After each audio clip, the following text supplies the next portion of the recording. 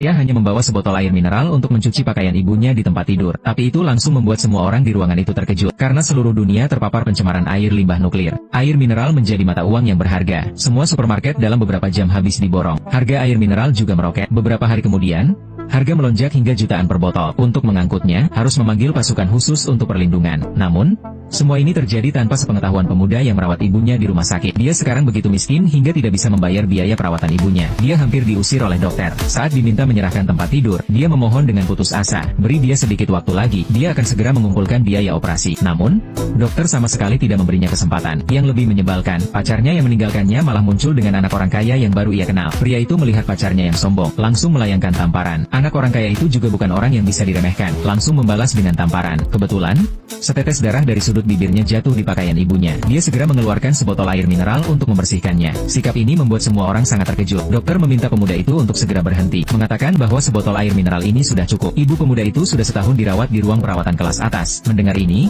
pemuda itu terkejut. Sekarang, sebotol air mineral ini ternyata sangat berharga. Ini membuatnya teringat, seminggu yang lalu, si kaya muda tidak membayar gajinya. Jadi dia hanya memberinya satu gudang air mineral sebagai gaji. Padahal sebenarnya, gudang itu tidak memiliki satu botol pun. Lalu, dari mana botol ini yang dia ambil dari gudang? Dengan keraguan, pemuda itu segera pergi memeriksa gudang. Tak disangka, ternyata ada satu botol lagi di dalamnya. Namun, saat pemuda itu bersemangat untuk mengambilnya, si kaya muda yang mengikutinya datang bersama sekelompok orang. Pemuda itu berkata bahwa air ini miliknya. Si kaya muda mendengar itu lalu memukul pemuda itu, dan berkata pemuda itu tidak layak. Air mineral ini bernilai jutaan. Dengan begitu, pemuda itu hanya bisa menyaksikan air mineral itu dibawa pergi. Saat dia merasa sedih, tidak disangka, di mobil itu muncul sebotol air mineral baru. Ini juga membuat pemuda itu menyadari, ternyata gudang ini hanya menghasilkan saat dia hadir, sehingga terus-menerus muncul air mineral baru. Dengan menjual air mineral ini, saya bisa menjadi orang terkaya di dunia.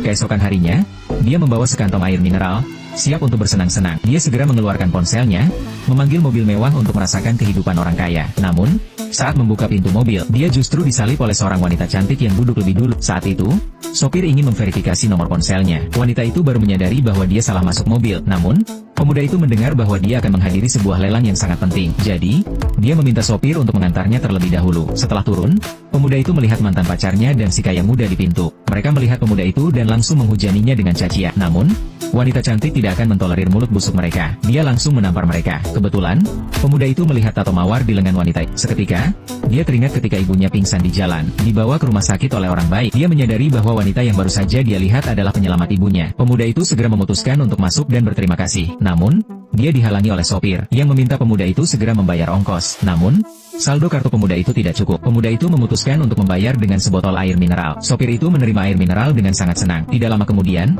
mereka sampai di lokasi lelang. Anak kaya sedang bersaing dengan wanita itu untuk membeli sebuah giok. Anak kaya sengaja menaikkan harga di depan wanita tersebut. Sementara itu, keluarga wanita tersebut sedang menghadapi krisis, dan dia tidak bisa mengeluarkan banyak uang saat itu. Melihat itu, pemuda itu segera bertanya pada wanita, apakah giok itu memiliki makna khusus baginya. Wanita itu mengatakan bahwa itu adalah peninggalan dari ibunya. Saat menyelamatkan orang, gadis itu secara tidak sengaja kehilangan giok tersebut. Saat itu, pemuda itu sekali lagi yakin bahwa wanita itu adalah dia.